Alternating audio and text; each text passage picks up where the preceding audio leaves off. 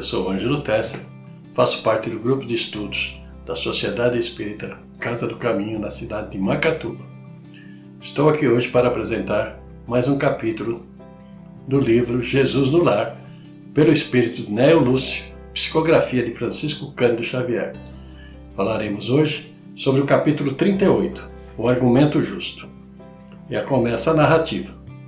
À noite, em casa de Simão, transparecia um véu de tristeza na maioria dos semblantes. Tadeu e André, atacados horas antes nas margens do lago por alguns malfeitores, viram-se constrangidos à reação apressada.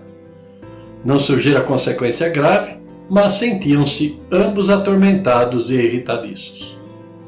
Quando Jesus começou a falar acerca da glória reservada aos bons, os dois discípulos deixaram transparecer, através do pranto discreto, a amargura que lhes dominava a alma, e não podendo conter-se, Tadeu clamou aflito: Senhor, aspiro sinceramente a servir a boa nova. Contudo, sou portador de um coração indisciplinado e ingrato. Ouço, contrito, as explanações do Evangelho. Lá fora, porém, no trato com o mundo, não passo de um espírito remitente no mal. Lamento, mas como trabalhar em favor da humanidade nestas condições?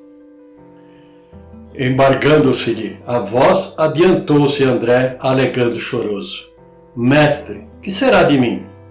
Ao seu lado sou a ovelha obediente.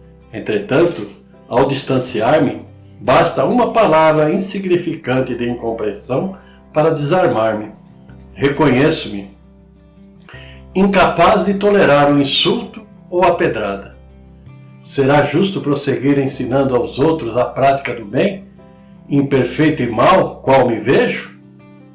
Calando-se, André interferiu Pedro, considerando: Por minha vez, observo que não passo de um mísero espírito endividado e inferior. Sou o pior de todos.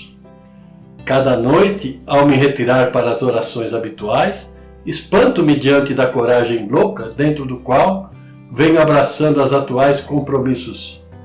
Minha fragilidade é grande, meus débitos enormes.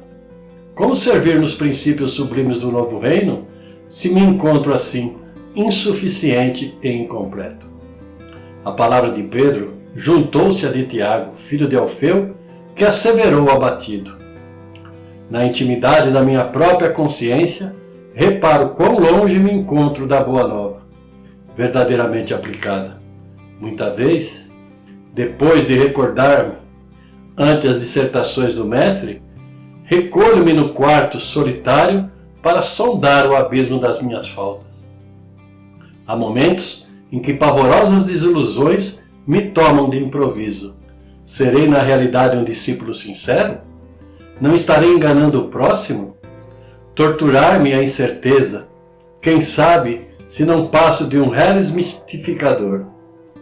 Outras vozes se fizeram ouvir no cenáculo, desalentadas e cheias de amargura.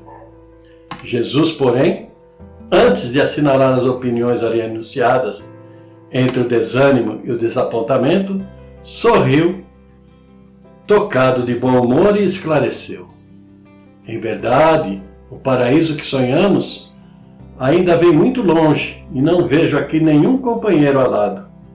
Ao meu parecer, os anjos da indumentária celeste ainda não encontram domicílio no chão áspero e escuro em que pisamos. Somos aprendizes do bem e a caminho do Pai, e não devemos menoscabar a bendita oportunidade de crescer para Ele, no mesmo impulso da videira que se eleva para o céu depois de nascer no escuro seio da terra, alastrando-se compassiva para transformar-se em vinho reconfortante, destinado à alegria de todos. Mas se vocês se declaram fracos, devedores, endurecidos e maus, e não são os primeiros a trabalhar para se fazerem fortes, redimidos, dedicados e bons, em favor da obra geral da salvação, não me parece que os anjos devam descer da glória dos cimos para substituir-nos no campo de lições da terra. O remédio, antes de tudo, se dirige ao doente, eu ensino ao ignorante.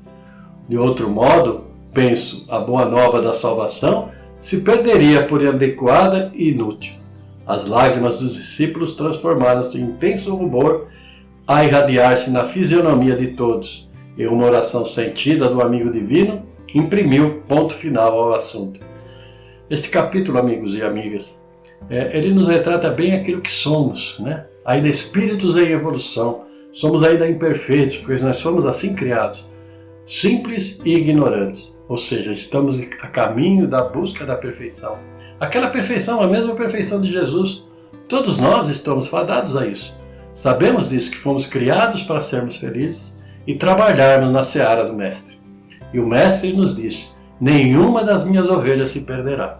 E se nenhuma de suas ovelhas se perderá, nós estamos inclusos nessas ovelhas.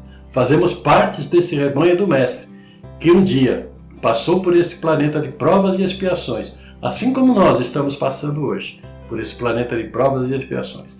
E todas as nossas imperfeições podem ser melhoradas dia a dia, encarnação após encarnação, e que possamos, dentro da doutrina do Mestre, sermos trabalhadores de sua seara.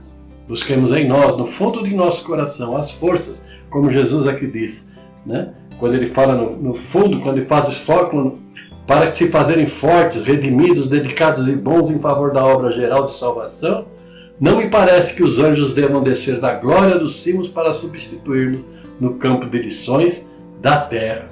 O remédio, antes de tudo, se dirige ao doente, o ensino ao ignorante.